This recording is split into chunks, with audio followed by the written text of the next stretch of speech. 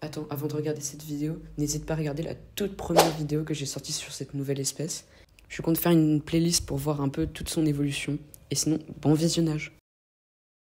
Et salut à tous, aujourd'hui une nouvelle vidéo pour reparler de mes Camponotus cinctellus. Ça fait un peu longtemps que j'en avais pas fait de vidéo, désolé. Mais cette fois-ci, je peux vous assurer, elle s'est développée comme des folles. Donc ici, on peut observer quelques ouvrières qui se nourrissent de blattes ou de liquide sucré. Mais franchement, je vous dis, cette espèce, elle bombarde. Mais quand je dis elle bombarde, elle va extrêmement vite en termes de développement. Comme vous pouvez l'observer, j'ai aussi changé le setup. Avant, c'était un petit nid d'esthétique comme ça avec une aire de chasse. Et là, on a un tout nouveau ensemble de kits Antworld. Cette espèce mange aussi beaucoup d'insectes, dont beaucoup de blattes que je les nourris, avec aussi des petits grillons. Et en termes de liquide sucré, maintenant, elles me prennent une gamelle tous les jours. Donc tous les jours, je suis obligée de les renourrir parce qu'elles mangent extrêmement vite. J'ai remarqué aussi quelque chose de très problématique. Elles arrivent maintenant à passer l'anti-évasion. Vous savez, l'huile de paraffine, elles arrivent à la passer. Donc en fait, maintenant, je me retrouve avec plein de fourmis sur les bras quand j'essaie de les nourrir. Malgré tout, c'est une espèce qui est assez timide. Quand je les nettoie ou que je les nourris, elle ne sort pas de l'aire de chasse ou très peu. Comme vous pouvez voir, il y a deux nids qui sont connectés entre eux. Et pour le premier, on peut voir que c'est déjà blindé. Et pourtant, ce n'est rien comparé à l'autre nid. Là, dans ce premier nid, on a déjà le double de ce qu'il y avait dans la dernière vidéo. Et vous vous souvenez quand on avait vu l'apparition des tout premiers soldats?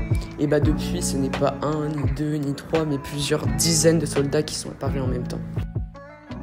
Pour les températures de maintien, je les maintiens environ 26, 27, 28 le jour et du 21, 22 la nuit. Et pour l'hygrométrie, j'en suis environ entre 40 et 60% d'humidité. Maintenant, nous allons passer à la deuxième partie du nid, qui elle, comme vous pouvez l'observer, est juste blindée de couvains. Il n'y a que ça, que ça, que ça. Et franchement, c'est superbe. En plus, on peut voir qu'elles sont vraiment très nombreuses. J'estime la colonie à environ plus de 100 individus. Et comme vous le voyez, quand on commence à zoomer, là, vraiment, on se rend compte qu'elles sont vraiment nombreuses et magnifiques. On peut voir en plus le nombre de cocons, il ne fait que d'augmenter, c'est juste dingue. Ici on peut voir un petit major ou peut-être un média. Et comme vous voyez vraiment, le couvain est juste gigantesque, alors que c'est que le premier nid.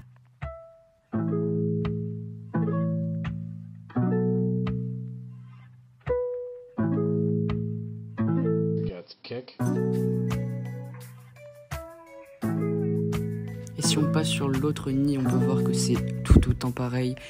Il y a un gigantesque couvain avec plein de larves, plein de cocons.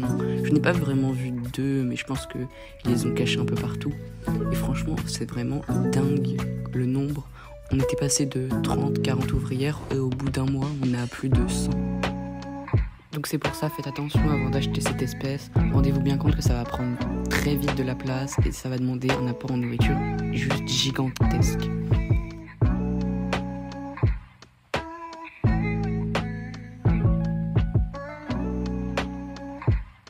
Donc voilà, c'est déjà la fin de cette vidéo. Comme d'habitude, franchement, je suis très content de ce développement de fourmis. Je vais vous faire une petite playlist pour voir un peu où ça en avance au fur et à mesure.